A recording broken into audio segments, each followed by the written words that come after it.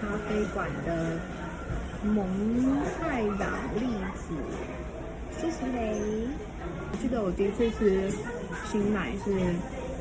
医生带我们在大阪吃的，然后吃它这个舒芙蕾之后，真的是念念不忘。那它现在有出秋季的限定的，就是荔枝蛋糕，然后放在舒芙蕾上面。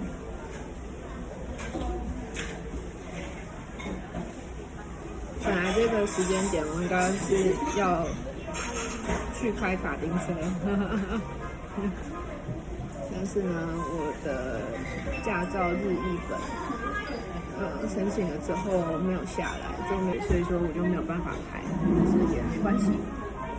转换一下心情，然后来穿个和服吃舒芙蕾，然后其他人超酷的，其他人要穿和服开卡丁车。